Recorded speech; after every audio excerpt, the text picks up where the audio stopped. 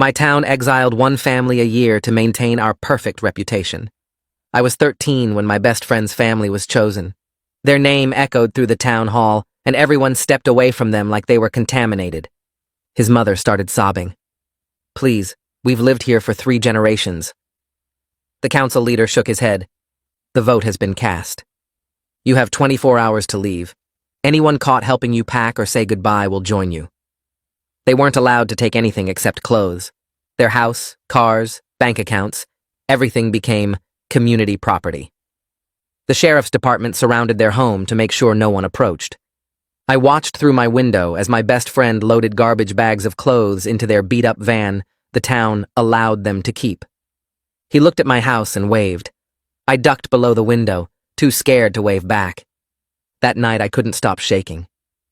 What if we're chosen next? I asked my father. Then we leave with nothing, he said. Now stop talking about it. Every year when the exile vote approached, I'd have panic attacks. The whole town would gather in the hall where each family cast anonymous votes for who should leave. The family with the most votes was gone within 24 hours. They called it maintaining community standards. When I was 15, they chose the Hendersons because their son was caught smoking weed.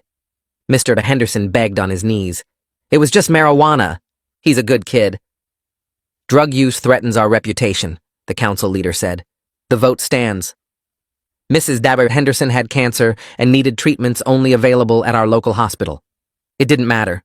They were gone by morning, and 2 weeks later, we heard she died in some charity ward 3 states away.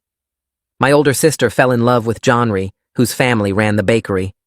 They were planning their future together when his family name got called. Johnry's father had been caught gambling online, a moral failure that could infect others. Please, Johnry begged my sister in front of everyone. Come with me. But leaving voluntarily meant you could never return, never contact anyone, never inherit anything. My sister just cried as they dragged Johnry away. She stopped eating after that, stopped talking, just stared at nothing until my parents sent her to a facility. When I turned 17, I started noticing patterns. The 5 founding families, the ones who owned the major businesses, sat on the council, controlled the voting system. They never got chosen. Never. In 50 years of exiles, not one founding family member had left. How do they never get voted out? I asked my mother quietly. Her face went pale. Stop asking questions. But I kept watching. The council collected the ballots in a locked box only they could access. They counted votes in private. They announced results with no verification. It wasn't a vote. It was a selection disguised as democracy. 3 months later, they called our name. My mother collapsed. We've done everything right. We've never caused trouble. The council leader smiled coldly. The community has spoken. Later, I learned why. My father had been promoted at the factory over a founding family member's son. We were competition now. We had to go. As we packed our clothes in trash bags, neighbors watched from windows, but no one helped. 20 years of friendships meant nothing. My girlfriend wouldn't even look at me. The sheriff gave us an old van with just enough gas to reach the county line. Don't come back, he said. Ever. We drove away with nothing. No money, no home, no future. My mother cried the entire drive. My father stared straight ahead, broken. Everything we'd built was gone because we'd threatened the wrong people's power. But at the county line, something strange happened. Another car was waiting, then another, then 10 more. They were all exiled families from previous years. They'd been watching, waiting, planning. Welcome to the real community, one said, the one where people actually help each other. They'd built their own town 40 miles away. Better schools, real democracy, actual justice. Every family the old town threw away had made something better. But they were planning something else too. They'd been documenting everything. The rigged votes, the stolen property, the deaths caused by exile. The FBI was building a case. The founding families had been committing fraud, theft, and manslaughter for 50 years. We're going back, the leader said, but not as exiles, as prosecutors. The man who'd spoken stepped forward and held out his hand to my father. I'm Eli Napier. We've been watching the county line for 8 years now, waiting for families like yours. My father just stared at the offered hand like he didn't understand what it meant anymore. Mom was still crying in the passenger seat, her face buried in her hands. I sat in the back, surrounded by garbage bags of our clothes, trying to process what was happening. These people were here for us. They'd been waiting. "We know what you're going through," Eli said, his voice calm and steady. "We've all been through it. Every single one of us got thrown out just like you did." He gestured to the other cars lined up behind him, maybe 10 or 15 vehicles with people standing beside them. "We built something better 40 miles from here. A real town where people actually help each other instead of stabbing each other in the back." My father finally took Eli's hand and shook it, but he didn't say anything. He couldn't. I could see his jaw working like he was trying to form words, but nothing would come out. "Follow us," Eli said. "We've got a place ready for you. Food, clothes, everything you need tonight. You're not alone anymore." The convoy of cars pulled out, and we followed them down the highway, our beat-up van rattling and shaking. Mom kept crying but quieter now, and Dad gripped the steering wheel so hard his knuckles turned white. I watched the other cars ahead of us and tried to understand what this meant. These people had survived exile. They'd built something new. Maybe we could survive too. The drive took almost an hour, and with every mile I felt something shifting inside me. Not hope exactly, more like the tiniest crack in the wall of panic that had been crushing my chest since they called our name in the town hall. We turned off the highway onto a smaller road, then onto a dirt path that wound through some trees. When we came out the other side, I couldn't believe what I was seeing. There was an actual town, not some sad collection of trailers and tents like I'd pictured in my head. Real houses lined both sides of a paved street. A school building sat on one corner, 2 stories tall with windows that actually had glass in them. A community center took up a whole block, bigger than anything in our old town except the factory. Streetlights lined the roads. Gardens grew in front yards. Kids' bikes lay in driveways. This wasn't a refugee camp. This was a functioning place where people lived normal lives. How did they build all this? I asked, but my parents didn't answer. They were both staring out the windshield with the same shocked expression I probably had on my face. Eli's car pulled up in front of a mobile home that looked newer than the house we'd just lost. He got out and waited for us, and slowly my father turned off the engine. We all just sat there for a minute, nobody moving. "Come on," Eli called, walking up to the van. "Let me show you your new place." We climbed out and followed him up 3 steps to the front door. He unlocked it and gestured for us to go inside. The mobile home was furnished. A couch and chairs in the living room. A table with 4 chairs in the kitchen area. Curtains on the windows. Dishes in the cabinets. The fridge was stocked with food, actual groceries like milk and eggs and bread and lunch meat. The closets had clothes hanging in them, different sizes for all of us. The bathroom had towels and soap and shampoo. Someone had made up the beds with clean sheets. My mother walked into the kitchen and opened the fridge, then just stood there looking at all the food inside. Her shoulders started shaking, and she made this sound like something broke inside her chest. But this crying was different from the crying in the van. She turned around and looked at Eli with tears running down her face. "Why are you helping us? You don't even know us." Eli smiled, and it was the first genuine smile I'd seen in what felt like years. "Because people helped us when we got exiled. And before that, people helped them. That's how this works. We take care of each other because nobody else will." My father walked over to the couch and sat down heavily, still not saying a word. He put his face in his hands, and his whole body went rigid, like he was trying to hold himself together through pure force. I stood in the middle of the living room with my hands in my pockets, feeling like I'd walked into some alternate reality where things actually made sense. "Get some rest tonight," Eli said. "Tomorrow morning I'll bring my son Rodrigo over to meet you. He's about your age." He looked at me when he said it. "He can show you around, introduce you to the other kids. You're not the only teenagers here who've been through this." After Eli left, we just stood there in the mobile home not knowing what to do with ourselves. Mom started unpacking the garbage bags of clothes, hanging things in closets like we were going to stay here, like this was real. Dad stayed on the couch staring at nothing. I went into what was apparently my bedroom and lay down on the bed. The sheets smelled like laundry detergent. The pillow was soft. Through the thin walls, I could hear my mother crying again in her room, these quiet sobs that went on and on. My father's silence felt even worse somehow. At least when Mom cried, I knew she was still feeling things.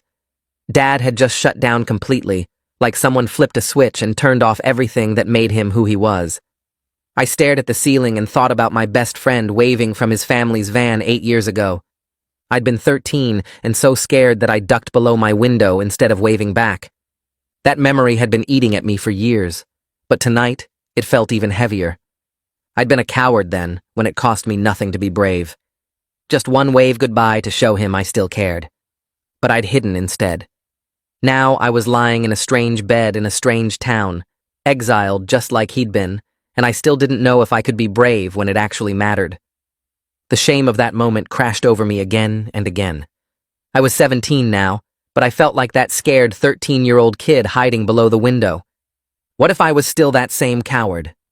What if exile didn't change anything about who I really was? I lay there listening to my mother cry and my father's terrible silence, and I wondered if any of us would ever be okay again. The next morning, Rodrigo showed up at our mobile home with a girl about my age. She had dark hair pulled back in a messy ponytail and wore jeans with holes in the knees and a faded t-shirt. She smiled when she saw me standing in the doorway, looking confused and tired. Rodrigo introduced her as Thea Harvey and explained her family got exiled 2 years ago. I nodded and tried to act normal, even though I felt like my brain was still foggy from everything that happened. Thea suggested we walk around the exile town so she could show me where everything was located. My mother was sitting at the kitchen table staring at nothing, and my father had already left with Eli to look at some construction project. I grabbed a jacket and followed Thea and Rodrigo outside. The morning air was cold, and I shoved my hands in my pockets as we walked down the street, past other mobile homes and small houses. Thea pointed out the community center where meetings happened and the school building where I'd be going starting tomorrow. She talked fast and made jokes about how the exile town didn't have a movie theater or a mall, but at least nobody pretended to be perfect here. I asked why her family got exiled, and she said her mom got pregnant outside marriage, which the old town called a moral failure. She laughed when she said it, but the laugh sounded bitter. Her mom had the baby, and now Thea had a little brother who was almost 2 years old. She said getting exiled was probably the best thing that ever happened to them, because her mom met someone nice here who actually wanted to be a father to the baby. We sat on a bench outside the community center, and Thea asked about my family's exile. I told her about my father's promotion and how we got targeted because we threatened the wrong people. She nodded like she understood completely. Then she said something that made me stop and think. She said maybe getting exiled saved us from turning into the kind of people who stayed in that town, the kind who watched families get destroyed and did nothing. I'd never thought about it that way before. We talked for hours about the old town and all the horrible things we'd seen happen there. Thea remembered when the Hendersons got exiled and how Mrs. and Henderson died 2 weeks later. She said her mom cried for days after hearing that news. We talked about how the founding families never were chosen and how everyone knew the votes were fake, but nobody said anything. Thea said fear makes people into cowards, and the old town ran on fear. Being around her felt strange because she wasn't destroyed by what happened to her family. She seemed almost happy here in the exile town. That confused me because I still felt broken and lost. After lunch, Rodrigo took me to meet Bridget Syons, who ran the exile community school. She was probably in her 50s with gray hair and kind eyes. She sat down with me in her small office and asked about my grades and what classes I'd been taking.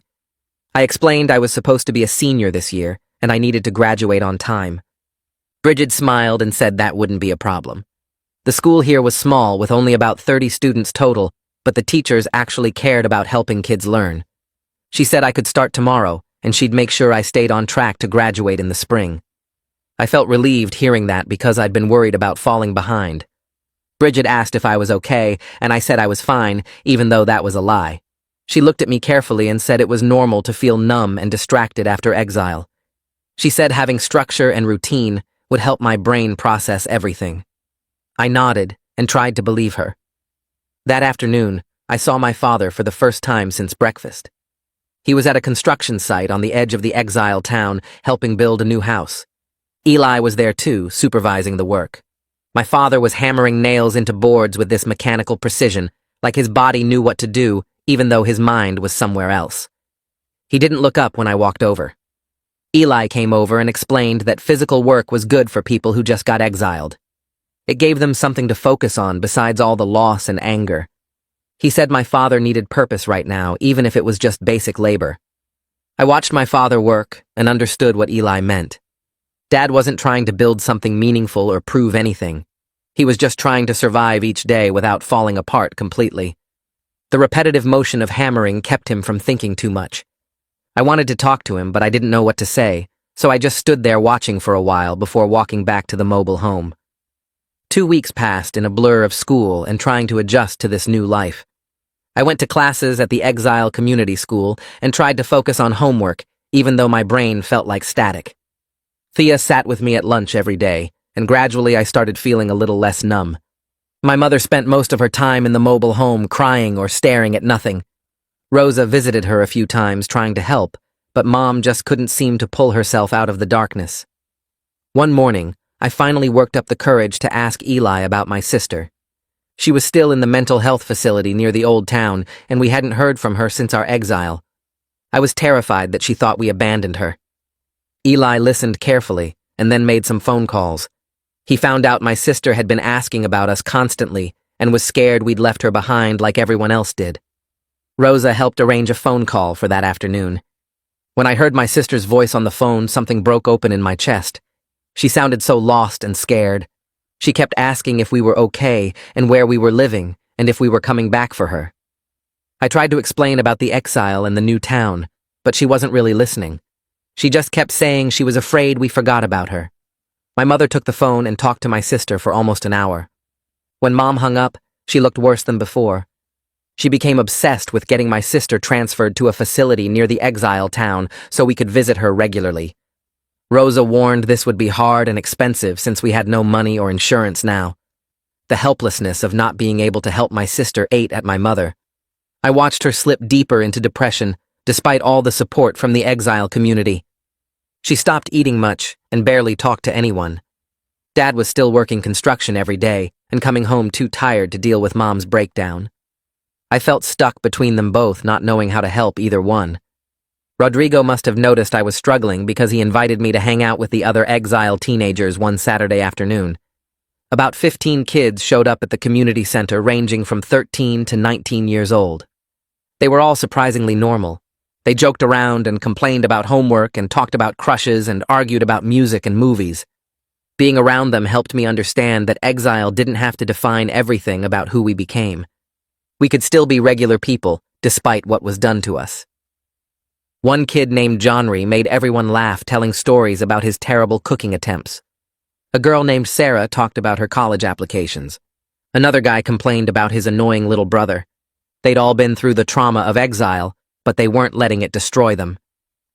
After a few weeks, Wallace Holt approached me at the community center and asked if I wanted to help with documentation work for the FBI case. He explained they were recording every exiled family's story as evidence. I felt terrified thinking about reliving everything, but Rodrigo volunteered to sit with me during the interview. We went to a small office where Vaughn Tanner had computers and recording equipment set up. Vaughn was quiet and efficient, asking me questions while typing notes. I spent 3 hours telling him everything. I described the night my best friend's family got exiled when I was 13 and how I hid below the window instead of waving goodbye. I talked about watching the Hendersons beg before their exile and hearing about Mrs. Henderson's death 2 weeks later. I explained my sister's breakdown after Johnry got exiled and how she stopped eating and talking. I described noticing the founding family pattern and realizing the votes were rigged. Then I talked about our own exile and the terror of losing everything. Recording it all made it real in a new way. Saying the words out loud to someone who was writing them down as evidence made me understand the scale of what happened to us. Vaughn thanked me when we finished and said my testimony was valuable. Rodrigo walked back to the mobile home with me and didn't make me talk about it. A few days later, Agent Sebastian Donovan visited the exile town to meet with key witnesses. Eli brought me to the community center where the agent was interviewing people. Sebastian was probably in his 40s with gray hair and a serious expression. He shook my hand and thanked me for agreeing to talk with him. We sat down in a private room, and he explained exactly how the federal case worked. He said they were pursuing charges of fraud, theft, racketeering, and manslaughter against the founding families. He showed me documents and evidence they'd collected over 3 years. My testimony about noticing the founding family pattern was important because it proved the systematic nature of the corruption. For the first time, I understood this was really happening. The founding families would actually face consequences for what they'd done. Sebastian was professional and kind, explaining everything in detail. He said the case would take time, but they had strong evidence. When the interview ended, I felt something like hope starting to grow. That evening, I overheard my father talking with Wallace Holt on the porch of our mobile home. I stood inside near the door listening. Wallace was talking about rage and helplessness and wanting revenge. My father's voice sounded raw, admitting he fantasized about hurting the people who destroyed us. Wallace said he understood that feeling completely. But then he said revenge wasn't the goal. Justice was the goal, and it was more powerful because it was real and lasting. Revenge would just make us like them. Justice would actually hold them accountable. My father started crying, and it was the first time I'd heard him cry since our exile. Wallace didn't try to comfort him or tell him to stop. He just sat there in silence. Two men processing trauma together in the only way they knew how. Thea and I started spending more time together over the next few weeks. We'd walk around the exile town or sit at the community center talking. One afternoon, she asked about my girlfriend from the old town, the one who wouldn't look at me during our exile. I admitted it still hurt that someone I loved could turn away so easily. Thea said her boyfriend did the same thing when her family got exiled. He told her he loved her, but then acted like she didn't exist once the exile happened. We bonded over the betrayal of people who claimed to care about us, but only stuck around when it was easy and convenient. Thea reached over and took my hand. She said we were better off without people like that. People who only cared when there was no cost to caring.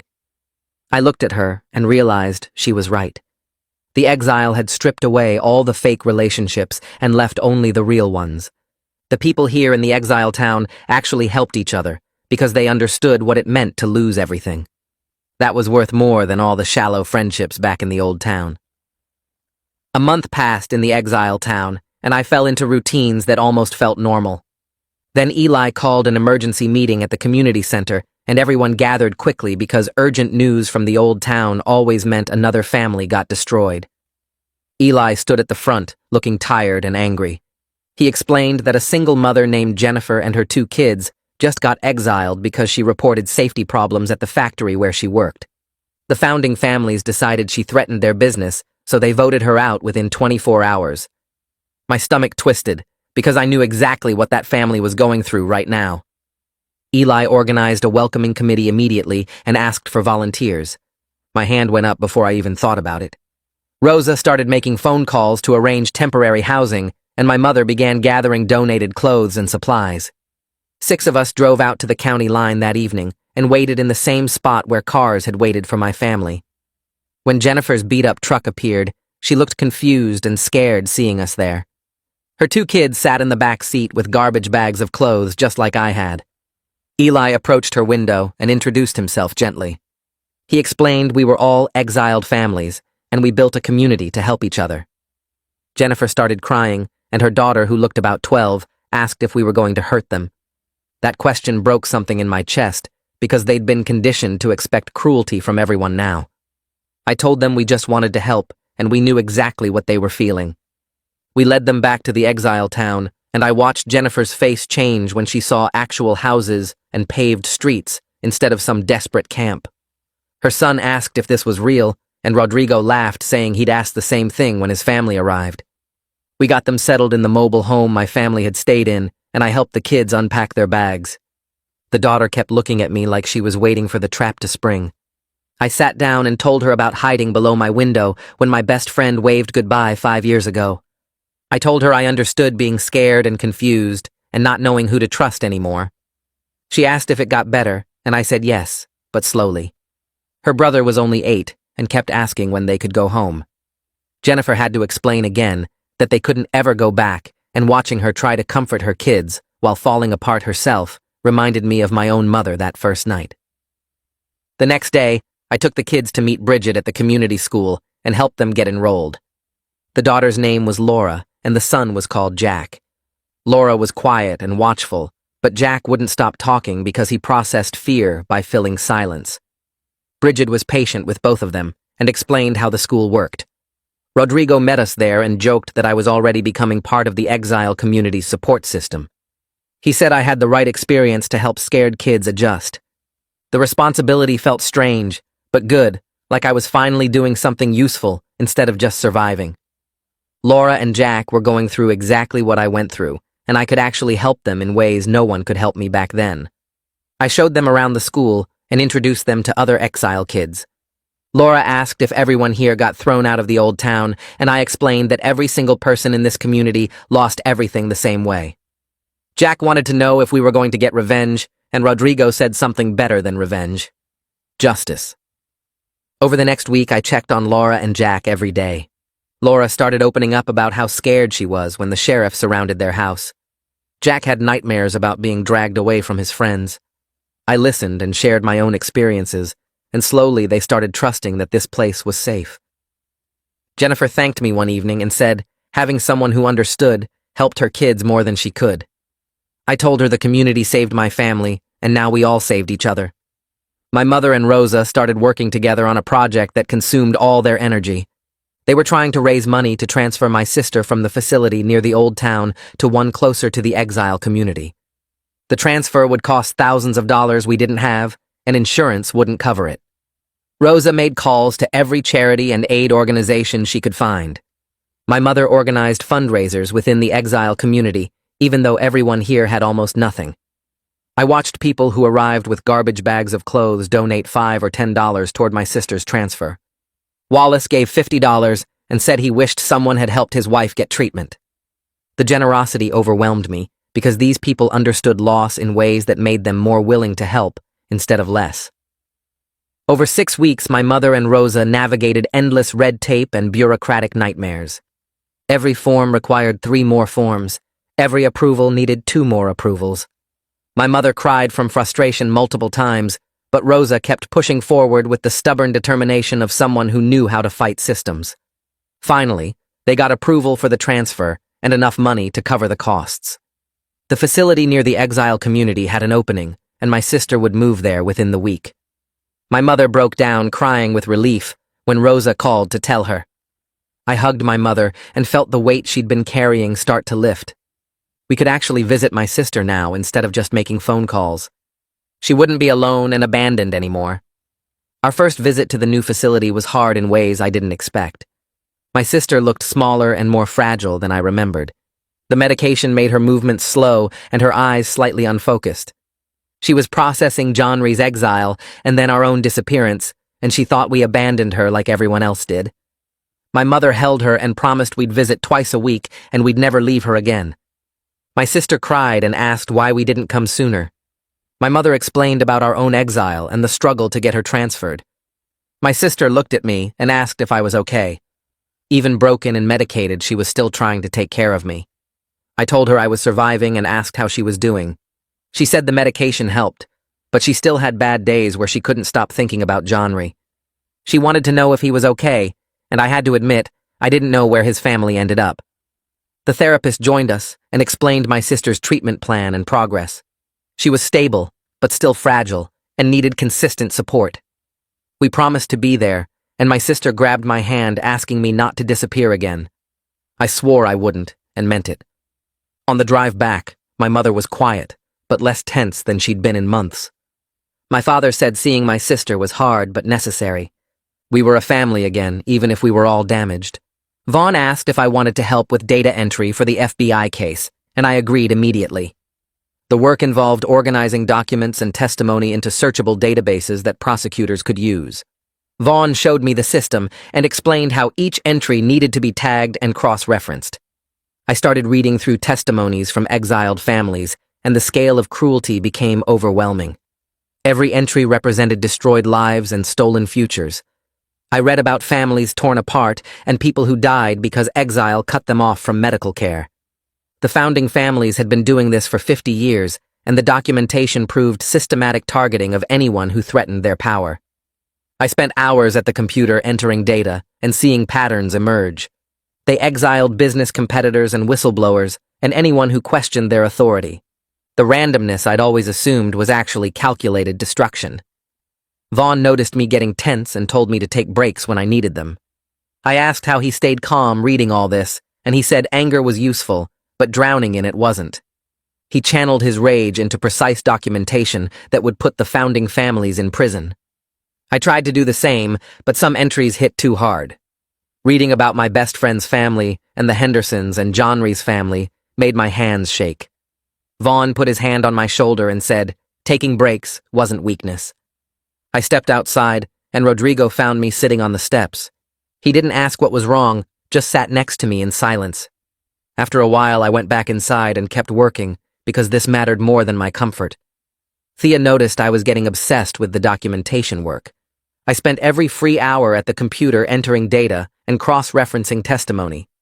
She showed up at the community center one afternoon and physically dragged me away from the desk.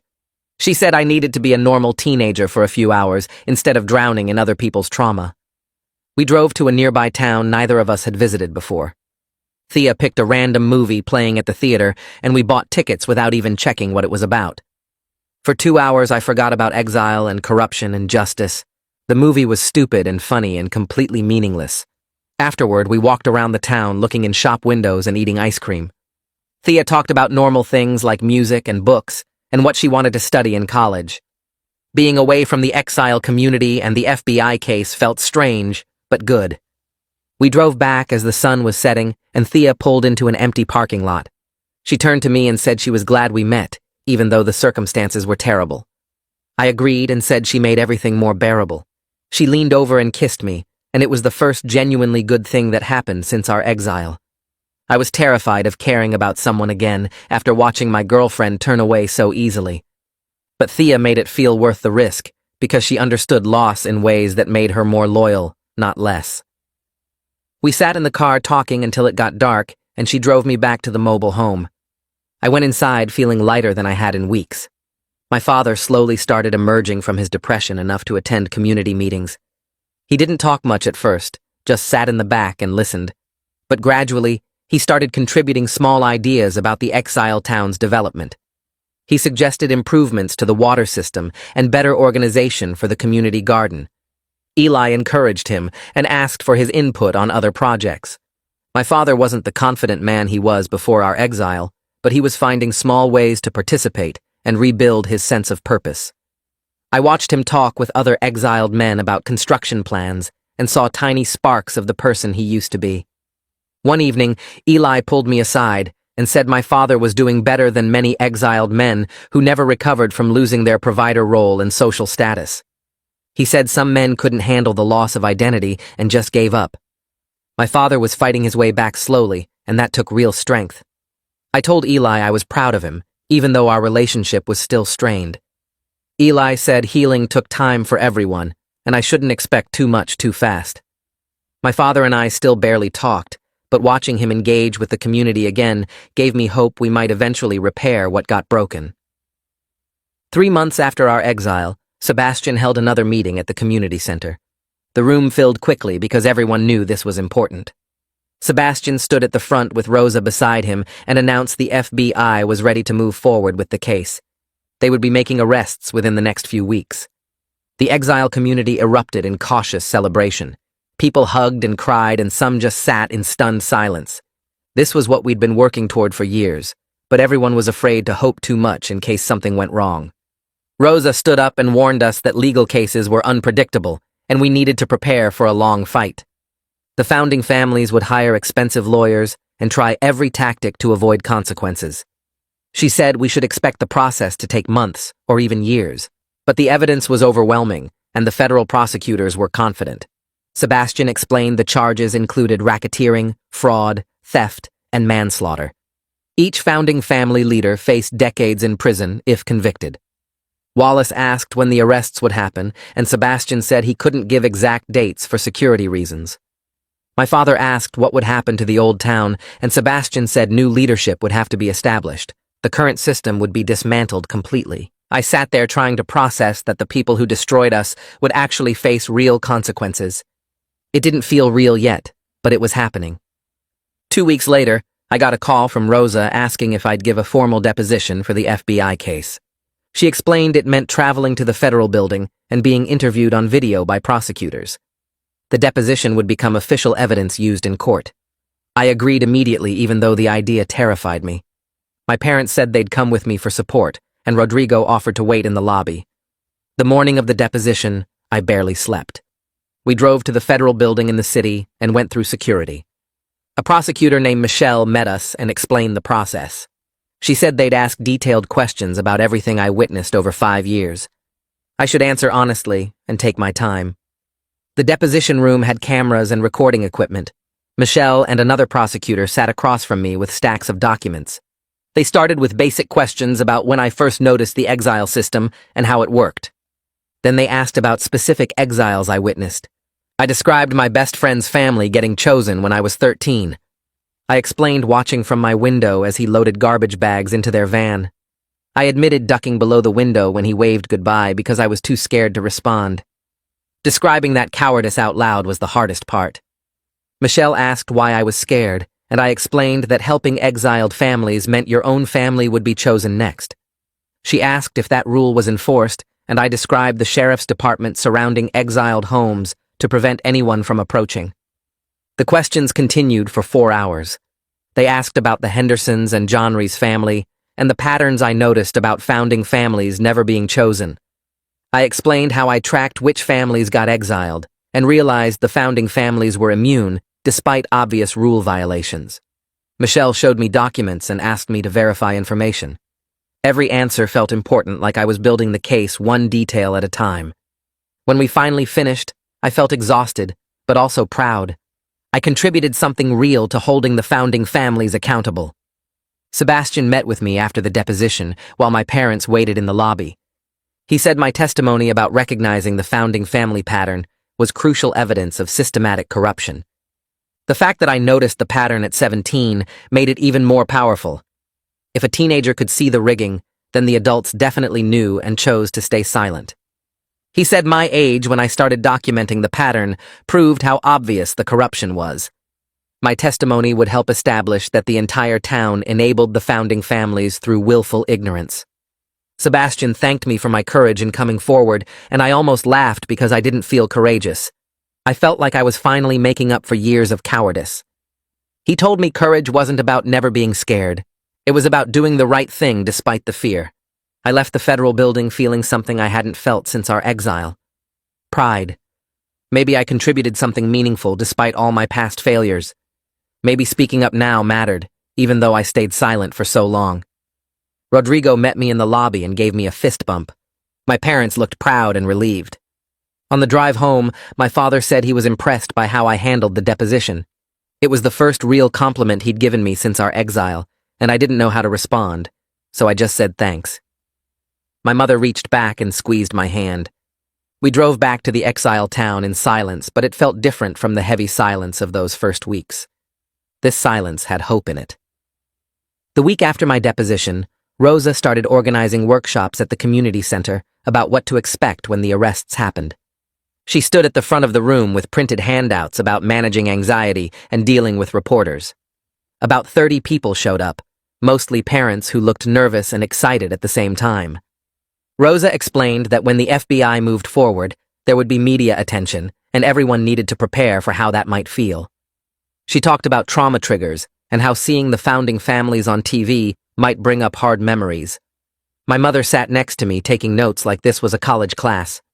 Rosa said we should decide now whether we wanted to talk to reporters or stay private, that both choices were valid. She handed out a sheet with tips for handling interview questions if we chose to speak publicly. Vaughn raised his hand and asked what would happen to the founding family's properties and businesses once they were arrested. Rosa said the legal process would determine that, but restitution for stolen assets was part of the federal case. People started asking questions all at once about timelines and court dates and whether we'd have to testify again. Rosa held up her hands and said the FBI would contact people individually as needed. After the workshop ended, my mother stayed to talk with Rosa about my sister. I heard her ask whether she should tell my sister about the arrests before they happened or wait until after. Rosa suggested preparing my sister gently so the news wouldn't be a complete shock. My mother nodded but looked worried. 3 days later, my mother drove to the facility to visit my sister. I offered to come along, but my mother said she needed to do this alone. She left early in the morning and didn't come back until dinner time. When she walked through the door, her eyes were red and swollen. My father asked what happened, and my mother just shook her head. She sat at the kitchen table and stared at her hands. I got her a glass of water and waited. Eventually, she said my sister had a panic attack when she heard about the arrests. My mother explained that my sister started hyperventilating and saying the founding families would find a way to hurt us, even from prison. The therapist had to come in and give my sister medication to calm her down. My mother kept apologizing to the therapist, saying she shouldn't have brought it up. The therapist told her it wasn't her fault, that my sister needed to process this information eventually. My mother cried the whole drive home. She looked at me across the table and said she felt like she kept making things worse for my sister. My father reached over and took her hand, but didn't say anything. That evening, Rosa stopped by to check on my mother. She sat with her for over an hour talking quietly. I heard Rosa say that healing wasn't a straight line, that my sister would have setbacks and breakthroughs and more setbacks. Rosa said the important thing was that we kept showing up for my sister, even when it was hard. My mother thanked her, and Rosa hugged her before leaving. The next afternoon, Thea came over and asked if I wanted to go for a walk. We headed down the main street of the Exiled town, past the community center and the small library someone had organized in the converted garage. Thea was quiet for a while before she asked what I thought would happen after the arrests. I said I didn't know, that everything felt uncertain. She stopped walking and turned to face me. She asked if I would ever want to go back to the old town if we had the chance. The question caught me off guard. I thought about our old house and my old school and the streets I grew up on. Then I thought about neighbors watching from windows while we packed trash bags, and my girlfriend refusing to look at me. I told Thea I didn't think I could go back there. She nodded and said she felt the same way. She said the old town threw us away like we were garbage, and she would never forgive that. I understood what she meant. The exile community felt more like home than the old town ever did, because people here actually helped each other. Thea took my hand and said this place was ours in a way the old town never was. We built it together from nothing, and nobody could take that away from us. I squeezed her hand, and we kept walking. She started talking about maybe going to community college together next year if we could afford it. I said that sounded good. We walked all the way to the edge of town where new houses were still being built. Thea said the exile community kept growing and getting stronger while the old town rotted from corruption. I realized she was right. Getting exiled felt like the end of everything, but maybe it actually saved us from becoming like the people who stayed. 5 months after our exile, I woke up to my phone buzzing with text messages. The first one was from Rodrigo saying it was happening. I didn't understand what he meant until I opened the next message. FBI agents were raiding the founding family's homes right now. Someone in the exile community had a police scanner and was listening to the chatter. I jumped out of bed and ran to tell my parents. My father was already awake watching the news on his laptop. The local station had a reporter outside one of the founding family houses, showing FBI agents leading someone out in handcuffs. My mother came into the room and gasped. The news anchor said federal agents were executing arrest warrants for 5 people on charges, including racketeering, fraud, theft, and manslaughter. My father turned up the volume. The reporter said the arrests were connected to a systematic scheme involving property seizure and civil rights violations. My phone kept buzzing with messages from people in the exile community. Eli sent a message saying everyone should meet at the community center. My mother was crying, but this time it looked different, like relief mixed with disbelief. We got dressed quickly and drove to the community center. The parking lot was already full and people were gathering inside. Everyone was talking at once, pulling up news articles on their phones and showing each other. Wallace stood near the front, looking stunned. Rosa was there with Sebastian, who must have driven down after the arrests happened. Eli called for everyone's attention and said this was the moment we'd been working toward for years. The founding families were finally facing consequences for what they'd done. The room erupted in applause, and some people were crying. Eli reminded us that this was just the beginning, that the legal process would take time, and we needed to stay strong. Sebastian stood up and confirmed that all 5 founding family leaders were in federal custody. He said the evidence was overwhelming, and the prosecutors were confident about the case. People started asking questions about what happened next, and Sebastian explained about arraignments and bail hearings and trial dates. I looked around the room at all these families who'd lost everything and fought back. It felt surreal that we'd actually done it. Within an hour, the local news station was calling the Exile community asking for interviews. Eli's phone wouldn't stop ringing. He gathered a small group, including Rosa, Wallace, and a few other community leaders to discuss how to handle media requests. I sat in the back of the room listening. Rosa said we needed to control our own narrative instead of letting the founding family's lawyers spin the story. Eli agreed and said we should be selective about who we talked to. Someone suggested we only speak to reporters who seemed genuinely interested in understanding what happened, not just looking for sensational headlines. Wallace said he wanted to talk about his wife, that people needed to know the exile system killed her. Rosa nodded and said personal stories would be powerful. Eli looked around the room and his eyes landed on me. He asked if I would be willing to do an interview. My stomach dropped. He said my story about noticing the founding family pattern as a teenager would resonate with people. I looked at my parents, and my father nodded slightly. Thea squeezed my hand. I told Eli I would think about it. After the meeting broke up, I talked with my parents and Thea about whether I should do the interview. My mother said it was my choice, but she thought it could help people understand what we went through. Thea said I should do it if I felt comfortable, that my perspective mattered. I spent the rest of the day thinking about it. That night I texted Eli and said I would do the interview. 2 days later, a reporter from a regional news station came to the Exile community. Eli had arranged for several people to be interviewed, including me, Wallace, and a few others. The reporter was a woman in her 30s who seemed genuinely concerned about our story. She set up cameras in the community center and interviewed Wallace first. I waited my turn, feeling more nervous than I'd felt during the FBI deposition. When it was my turn, the reporter asked me to sit down and just tell my story naturally. She started by asking when I first noticed something was wrong with the exile system. I took a deep breath and told her about being 13 when my best friend's family got exiled.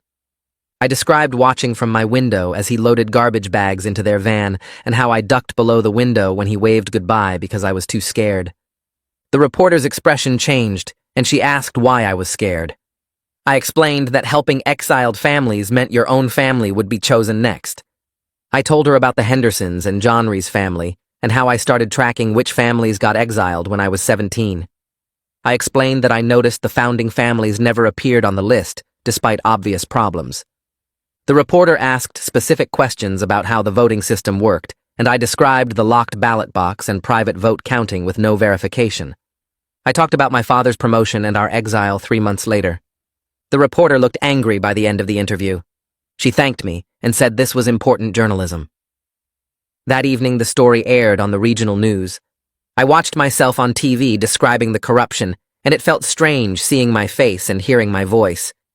The reporter had edited it well, using my testimony alongside Wallace's and others to show the pattern of abuse. Rodrigo texted me saying I did great. My parents looked proud. Thea hugged me and said I was brave for speaking up. The next morning, the story had spread to other news outlets. The old town was all over the news with reporters interviewing residents and town council members.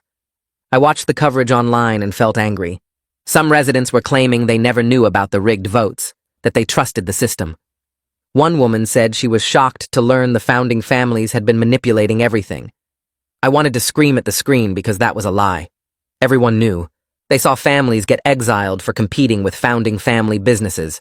They watched people beg and get dragged away. They just didn't care as long as it wasn't their family. The remaining town council members were scrambling to distance themselves from the founding families. One council member said in an interview that he had concerns about the exile system, but felt powerless to change it. Another said the founding families operated independently and the council had no oversight. It was all deflection and excuses. The reporter asked why the council never investigated the pattern of founding families never being exiled. The council member stammered and said he never noticed that pattern. I threw my phone across the room. Thea picked it up and handed it back to me. She said watching them lie was infuriating, but we had the truth on our side. The evidence was overwhelming, and the whole country was watching now. Wallace's interview aired that afternoon on national news. He sat in front of the camera and talked about his wife with raw emotion that made my chest hurt. He explained how she had cancer and needed treatment only available at the local hospital. He described their exile and how they ended up 3 states away with no insurance and no money. He said his wife died 2 weeks later in a charity ward because the exile system stripped them of everything.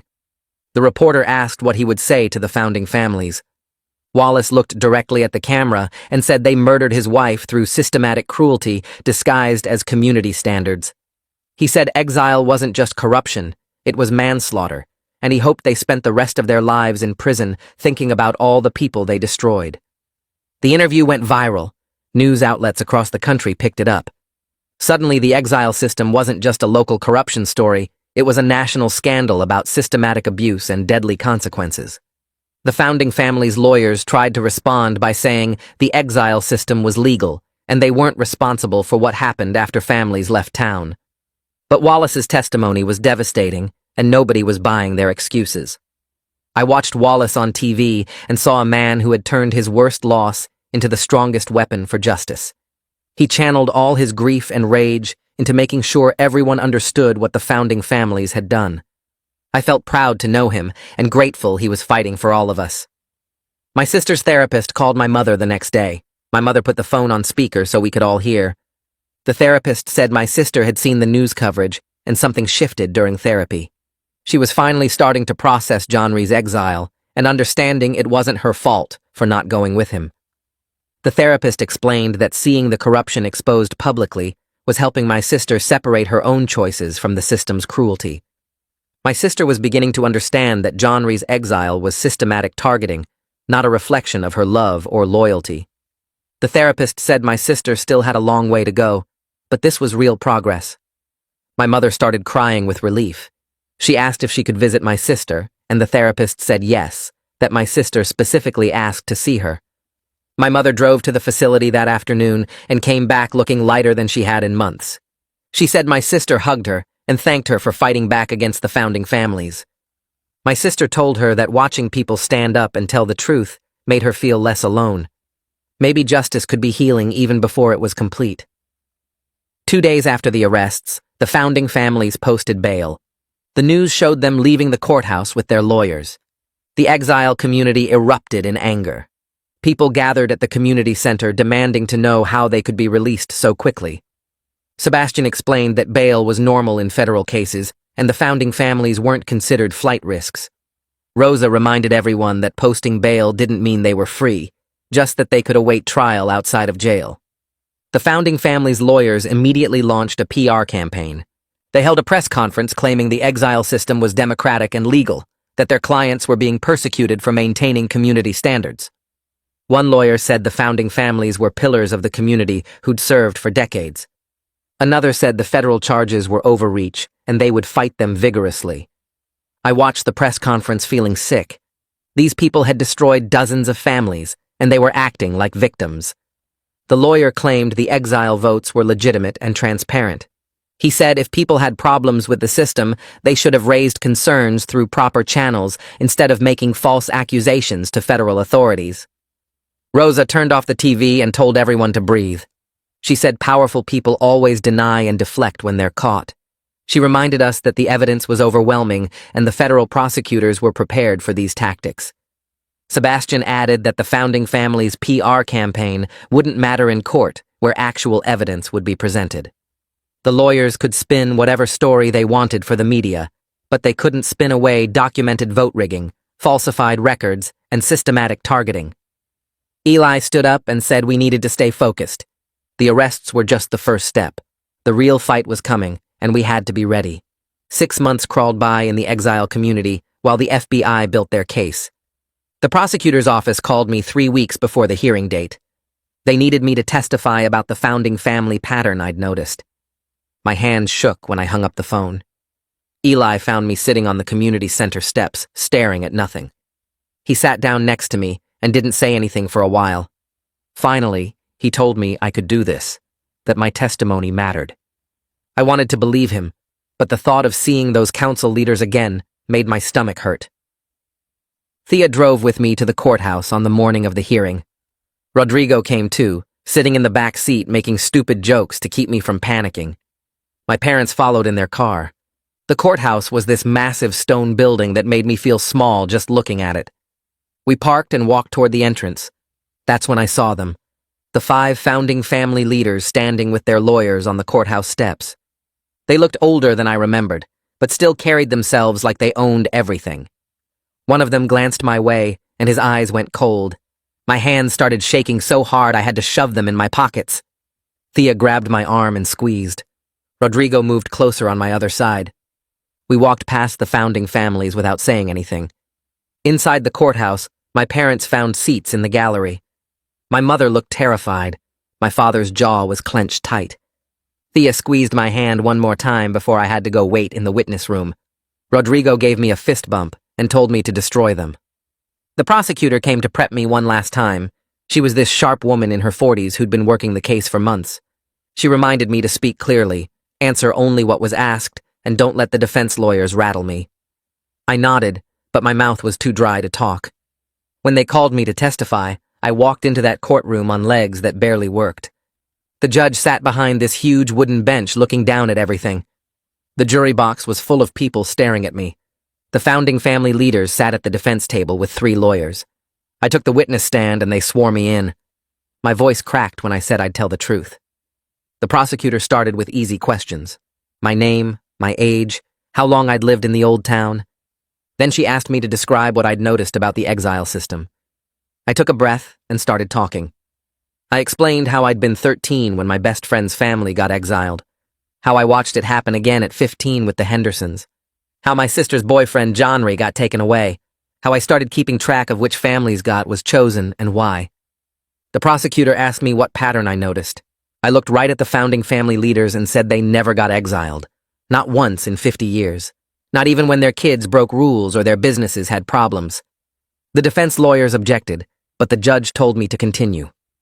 I explained how the founding families controlled the ballot box and the counting, how they announced results with no way to verify anything, how 3 months after my father got promoted over a founding family member's son, our name got called. The prosecutor showed me documents, my own notes from years of watching the exile votes, records Vaughn had compiled showing which families owned businesses and which got exiled. The pattern was right there in black and white. Anyone who competed with founding family power got removed. The defense lawyer stood up for cross-examination.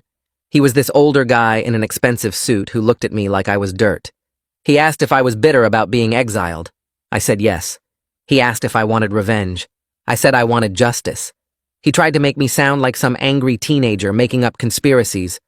But every time he pushed, I pointed back to the documentation. The numbers didn't lie. Founding families never got exiled despite obvious violations. Everyone else got removed for tiny mistakes. The judge kept looking more and more angry as I answered questions. His expression shifted from neutral to disgusted.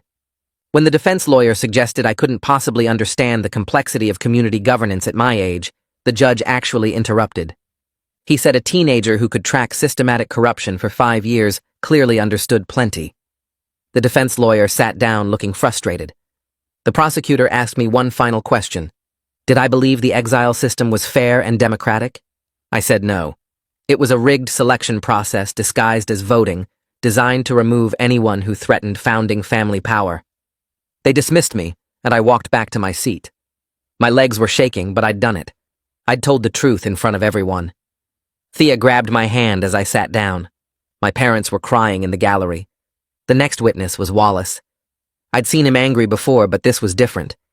He walked to that stand with this cold determination that made the whole courtroom go quiet. The prosecutor asked him to describe what happened to his family. Wallace's voice didn't shake at all. He explained how they got exiled 8 years ago for his teenage son's minor shoplifting charge, how his wife had stage 3 cancer and needed treatment only available at the local hospital, how exile stripped them of insurance and access to care. The courtroom was completely silent as Wallace described driving 3 states away with his dying wife, finding a charity ward that would take her, watching her deteriorate without proper treatment, holding her hand when she died 2 weeks after exile. His voice finally cracked on that last part. The defense lawyers objected, saying the exile itself was legal and they weren't responsible for what happened after families left town. Their lawyer actually said that out loud, that they weren't responsible for a woman dying because exile took away her cancer treatment. The judge's face went hard. He told the defense to sit down and let the witness finish. Wallace looked at each founding family leader one by one. He said their legal system murdered his wife as surely as if they'd pulled a trigger. The defense had no good response to that. They tried to argue the exile was within their authority, that health outcomes weren't their concern. But you could see the jury's faces. They weren't buying it. Over the next several weeks, other exiled families testified. The pattern became impossible to deny. A factory worker who reported safety violations got exiled 3 months later. A teacher who questioned the school budget got removed for alleged moral failure. A store owner whose business competed with founding family shops got targeted for tax issues that turned out to be fabricated. The prosecutors presented evidence of vote rigging, falsified ballots with the same handwriting, digital records showing the founding families met privately before each exile vote, email chains discussing which families to target next, bank records proving they profited from seized property. Witness after witness described the systematic corruption. The founding family's defense started crumbling. Their lawyers kept trying to claim everything was legal and democratic, but the evidence was overwhelming. The FBI had documented 50 years of fraud, theft, and coordinated targeting. My father testified on a Tuesday morning. I sat in the gallery watching him walk to the stand. He looked nervous, but determined. The prosecutor asked him to describe his promotion at the factory. My father explained how he'd worked there for 15 years, how he got promoted to supervisor over a founding family member's son who had worse performance reviews and less experience. How 3 months later, our family name got called for exile. The prosecutor asked if anyone told him why. My father's voice was steady when he answered. His supervisor pulled him aside the day before exile and said the promotion threatened the wrong people, that he should have known better than to take a job a founding family wanted. The defense lawyers tried to suggest my father was a bad employee making excuses, but the prosecutor had his work records, 15 years of excellent reviews, safety awards, efficiency commendations. The promotion was completely justified by merit. The defense had nothing. I watched my father sit there and tell the truth about what they'd done to us. He wasn't broken anymore. He was standing up to the people who destroyed our lives. The defense called witnesses from the old town who claimed the exile system was fair and democratic. Regular residents who said they trusted the council's vote counting, that everything seemed legitimate. But under cross-examination, they all fell apart. The prosecutor asked each one if they'd ever seen the actual ballots being counted. None of them had. She asked if they'd ever verified the vote totals. They hadn't. She asked if they'd ever questioned why founding families never got exiled despite obvious rule violations. They admitted they'd noticed, but never said anything. The prosecutor systematically destroyed their credibility. She showed how the entire town enabled corruption through willful ignorance, how people chose comfort over justice, how everyone knew something was wrong but stayed silent as long as it wasn't their family being destroyed. Some of the witnesses looked ashamed as they realized their own complicity. Others got defensive and angry, but none of them could explain away the evidence. 7 months after our exile, the jury came back with guilty verdicts on every charge: racketeering, fraud, theft, manslaughter. The courtroom erupted in quiet celebration from the exiled families. People were crying and hugging. My mother grabbed my father and they held each other. Thea was crying next to me. Rodrigo had this huge grin on his face. The founding family leaders sat frozen at their table. Their lawyers were already talking about appeals, but you could see it was over. They'd been caught. The judge's sentencing remarks were brutal. He called the exile system a systematic violation of civil rights disguised as democracy. He said in 30 years on the bench, he'd never encountered such a cruel and calculated scheme. He looked at the founding family leaders and told them they'd destroyed dozens of families, caused multiple deaths, and corrupted an entire town's moral foundation. The sentences came down hard. The council leader got 25 years in federal prison. The others got 15 to 20 years each. The judge ordered full restitution of all property seized from exiled families over 50 years. The financial judgment was in the millions. It meant selling off the founding family's businesses and assets. Everything they'd built on stolen property would be taken apart and returned. It wasn't perfect justice. Nothing could bring back Wallace's wife, or undo my sister's breakdown, or give me back those years of fear. But it was real accountability. Substantial consequences. The people who destroyed us were going to prison for decades. The old town was forced to dissolve the exile system immediately. The remaining council members resigned in disgrace. Federal oversight was mandated for new elections and governance reforms. Some exiled families talked about returning to reclaim their property. Most decided against it. The town was too damaged by what happened there. The exile community we built was genuinely better. My family received our restitution check on a Thursday afternoon. The amount wasn't the full value of everything they took, but it was enough to start rebuilding financially. My father opened the envelope and just stared at the number. Then he started crying. Not happy tears exactly. More like the overwhelming reality that we'd survived and fought back and won.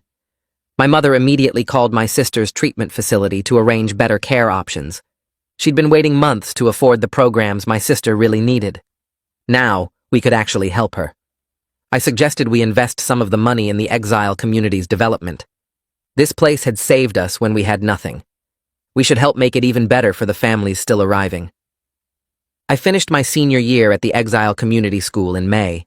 The building was small compared to the Old Town School, but the teachers actually cared about us instead of just pushing us through the system. Bridget ran the graduation ceremony in the community center gymnasium, and about 30 people showed up. My parents sat in the front row with my sister between them. She looked tired but stable, her medication keeping her steady enough to sit through the ceremony without breaking down. Rodrigo walked across the makeshift stage first, then Thea, then me. Bridget handed me my diploma and hugged me tight. She gave a speech about how we'd all survived something that should have destroyed us, and now we were stronger than most people would ever be. My mother started crying halfway through. My father put his arm around her and pulled her close. My sister reached over and took my mother's hand. Watching them sit together like that, supporting each other instead of falling apart, felt like proof we'd actually made it through the worst part.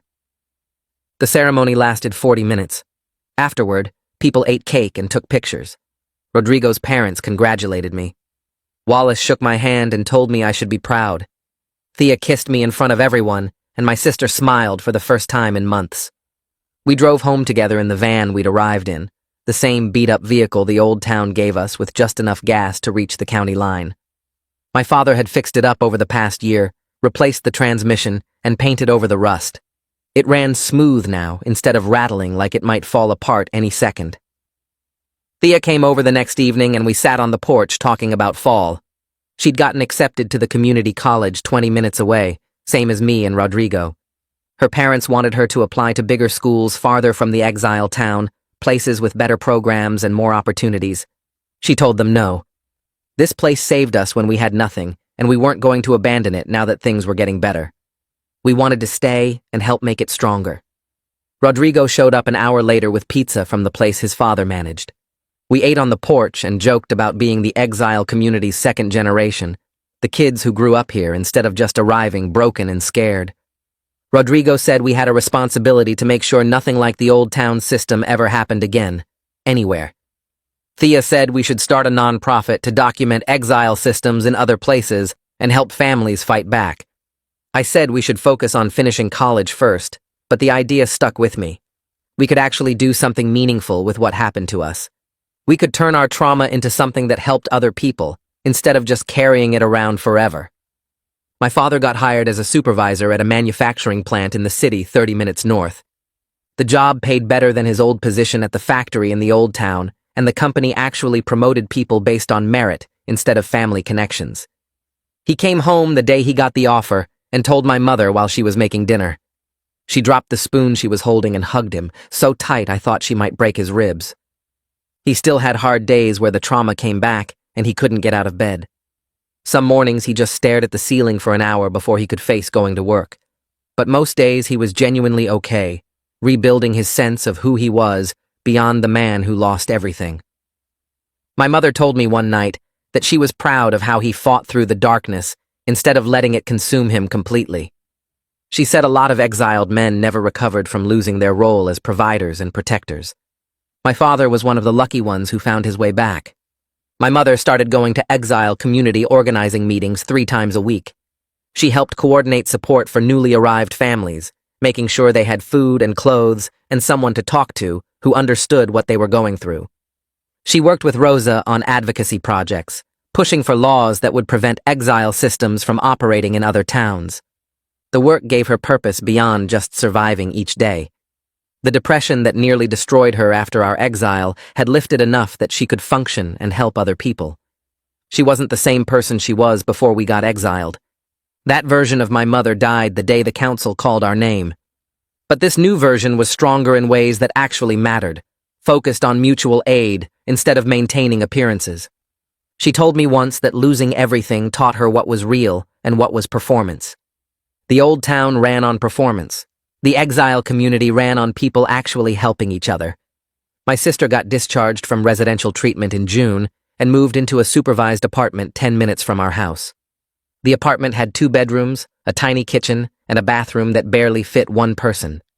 She shared the space with another woman from her treatment program, someone who understood medication schedules and therapy appointments and the daily work of staying stable. My sister got a part-time job at the community center, helping with filing and answering phones 4 hours a day. The work was simple, but it gave her structure and a reason to get out of bed. She was still fragile.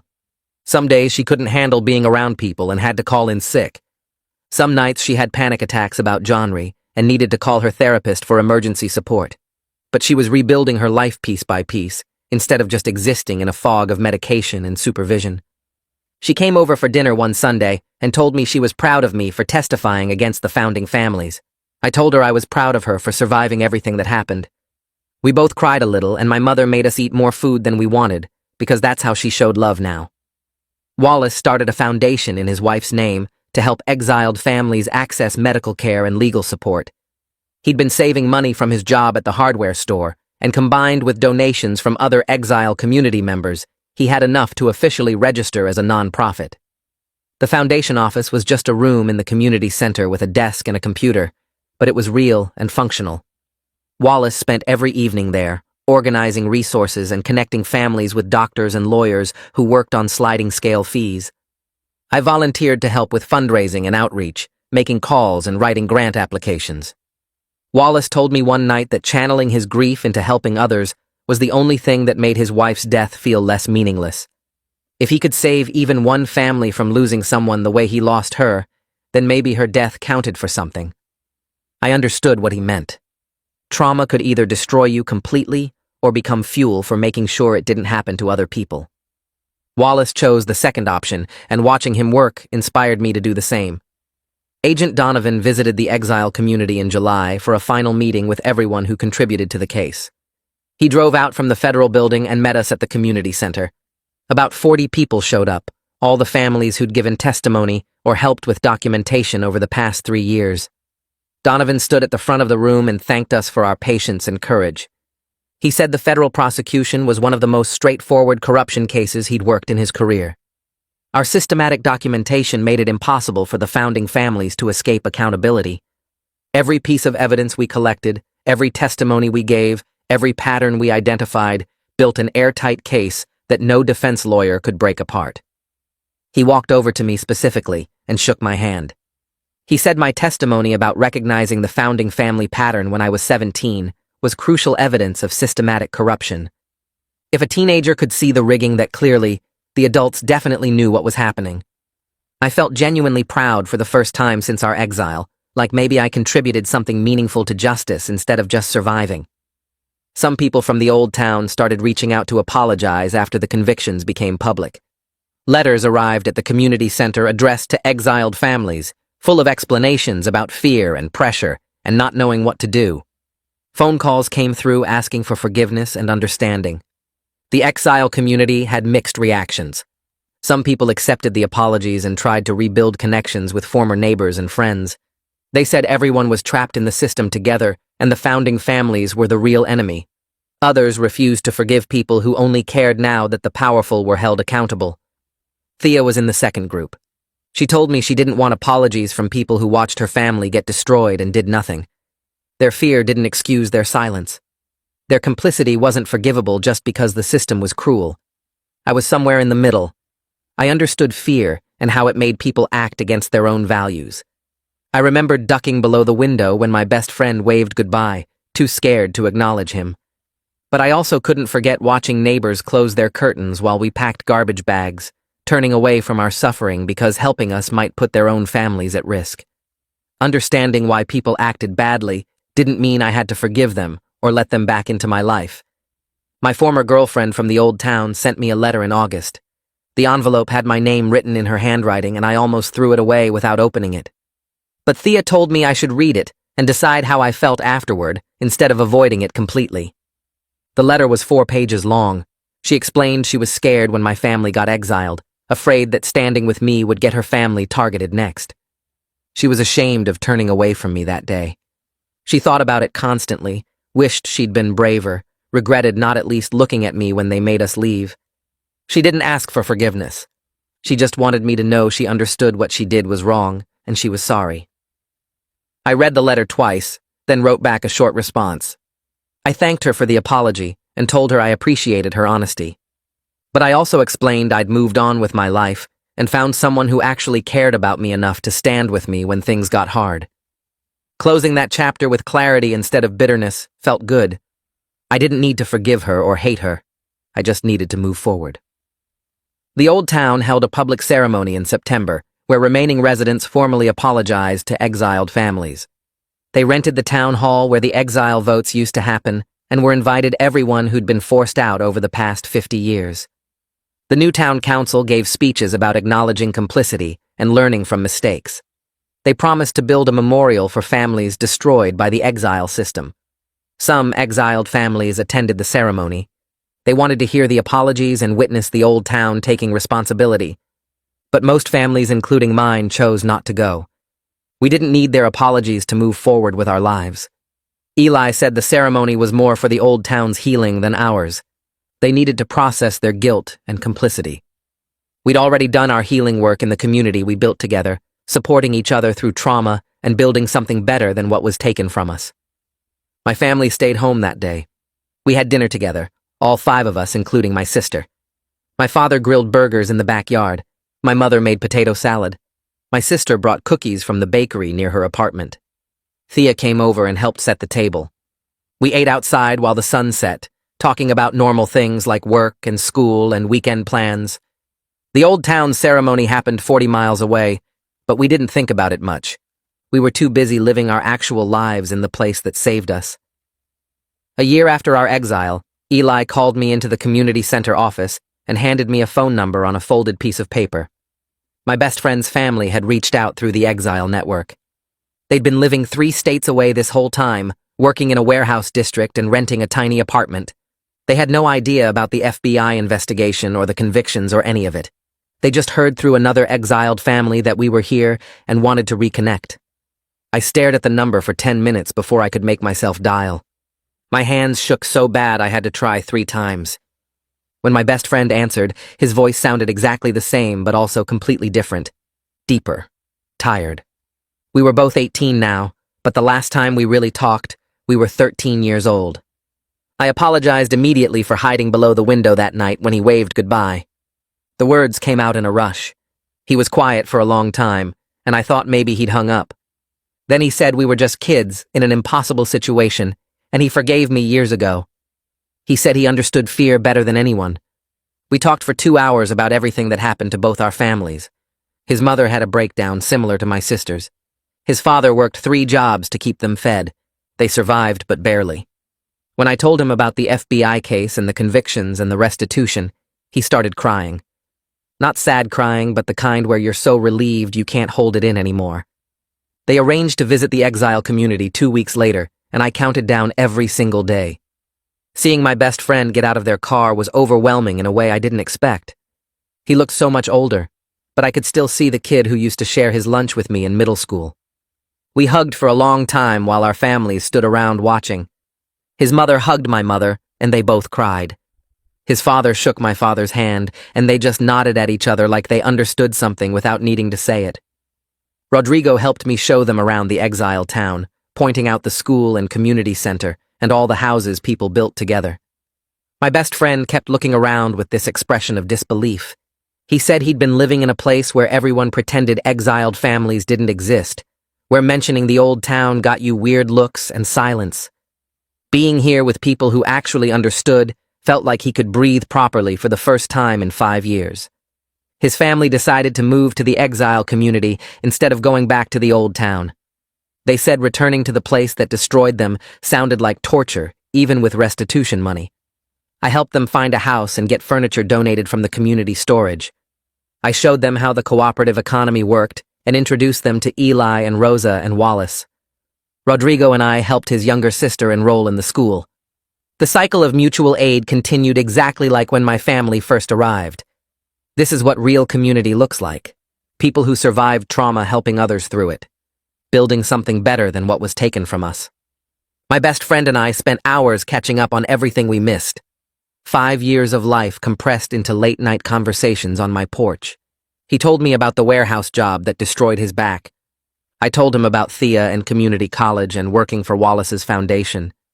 We talked about the old town and how we both still had nightmares about Exile Day. It felt like reclaiming a piece of my childhood that Exile stole. Not getting it back exactly, but finding it again in a different form. The Exile community celebrated the 1-year anniversary of the founding family's convictions with a festival that was part memorial and part celebration. Wallace organized the whole thing with help from my mother and Rosa. We set up tables in the community center parking lot, and everyone brought food. There was a memorial wall with photos and names of people who died because of the exile system. Mrs. Henderson's picture was there, Wallace's wife, a man who had a heart attack 2 days after his family got exiled, a teenage girl who took her own life after her family was destroyed. We stood in front of that wall for an hour, while people told stories about the ones we lost. It was sad, but also important. Remembering that this wasn't just about corruption and legal cases, it was about real people who suffered and died because the founding families wanted power. Then we shifted to celebrating that we survived and built something better. There was music and kids running around playing games. People laughed and danced and acted normal. I stood with my family and Thea and Rodrigo, and my best friend and I felt genuinely grateful for this community that saved us. We could have all stayed broken and isolated. Instead, we found each other and made something real. 18 months after our exile, my sister called me from her apartment sounding nervous and excited at the same time. She met someone at her support group, a guy who was dealing with his own trauma from an abusive family situation. They'd been talking for weeks, and he asked her on a real date. She wanted to know if I thought she was ready. I told her only she and her therapist could answer that. She went on the date, then another one. She moved carefully with her therapist's guidance, taking things slow and being honest about her struggles. Watching her take that risk after everything she went through with Johnry made me emotional in a way I didn't expect. She was still healing and probably always would be. The medication helped, but she still had hard days where she couldn't get out of bed. But she was living her life instead of just surviving. She told me the FBI case and convictions helped her understand that what happened to Johnry wasn't her fault or his. It was systematic cruelty by people who now faced consequences. That understanding didn't fix everything, but it gave her a framework for processing the trauma. She could separate her own choices from the system that destroyed Johnry's family. I met her boyfriend a month later, and he seemed genuinely kind, careful with her in a way that showed he understood she was fragile. They held hands and smiled at each other, and it was normal and sweet. My sister deserved normal and sweet after years of darkness. I started community college with Thea and Rodrigo in the fall semester, studying social work because I wanted to help other trauma survivors navigate recovery and justice systems. My experience with exile and the FBI case showed me that systematic change was possible when people documented abuse and fought back collectively. One person speaking up got ignored. 50 families with evidence and coordination got federal convictions. I wanted to learn how to help people organize that kind of collective action, how to build cases and gather testimony and push for accountability. Professor assignments felt meaningful because I was learning skills I would actually use to help people. Not just abstract theory, but practical tools for advocacy work. Thea was studying nonprofit management, so she could help run organizations like Wallace's Foundation. Rodrigo was doing computer science with a focus on database systems for advocacy work. The three of us studied together and complained about homework and acted like normal college students. But we also knew why we were there and what we wanted to do with our degrees. We weren't just going to the school to get jobs. We were learning how to fight systems that destroyed people like us. My father came home from work one evening and told my mother he got promoted again. This time there was no fear or retaliation, just recognition of his skills and hard work. His supervisor called him into the office and offered him a team leader position with better pay and more responsibility.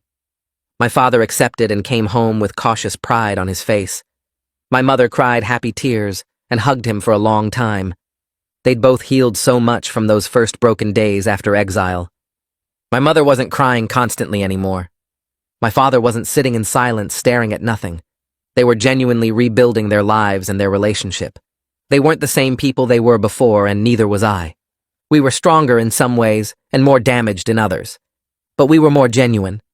We knew what real community looked like now because we built it together. We understood the difference between false friendships based on fear and real connections based on mutual support. My parents got involved in community leadership and helped plan the Exile town's continued growth. They had purpose again, and it showed in how they carried themselves. Not the false confidence of the old town where everyone pretended to be perfect. Real confidence that came from surviving something terrible and choosing to help others through it. 2 years after our exile, my family gathered for dinner in the house we were able to buy with restitution money and my father's new income. It was a real house with a yard and enough bedrooms for everyone. My sister came over with her partner, and she looked stable and happy, laughing at jokes and helping set the table and acting like a regular person instead of someone broken. My parents were genuinely happy, talking about community projects and future plans instead of dwelling on what we lost. Thea joined us because she was basically family now. She and my mother cooked together while my father grilled outside. My best friend stopped by with his family, and we all ate together on the back porch. We talked about the future instead of the past. College plans and career goals and where we wanted to live long term. Normal conversations that families have when they're not traumatized and desperate. I looked around at everyone and realized we'd actually healed. Not perfectly, and not completely. My sister still took medication and had therapy twice a week. My father still had nightmares about losing everything. I still felt shame about hiding from my best friend's goodbye. But we were genuinely healing instead of just surviving. We built real lives in a real community with people who actually cared about each other. That was more than the old town ever gave us. I'm 20 years old now, working part-time at Wallace's Foundation while finishing my degree. I've learned that justice isn't about revenge or perfect endings. The founding families are in prison serving long sentences. The exile system is destroyed and can never come back. We built something better than what we lost. A community based on actual mutual support instead of fear and competition. I still carry shame about hiding from my best friend's goodbye, and I probably always will. That moment defined my cowardice in a way I can't erase, but I turned that cowardice into courage when it mattered most. I testified in court. I helped document the abuse. I stood up to the people who destroyed us. We survived systematic cruelty, fought back, won real accountability, and built a community where people actually help each other. Wallace tells me his wife would be proud of what we accomplished. My sister tells me she's grateful I helped bring down the system that destroyed genre. My parents tell me they're proud of who I became after exile forced me to grow up fast. That's not a perfect ending, but it's a real one, and it's enough.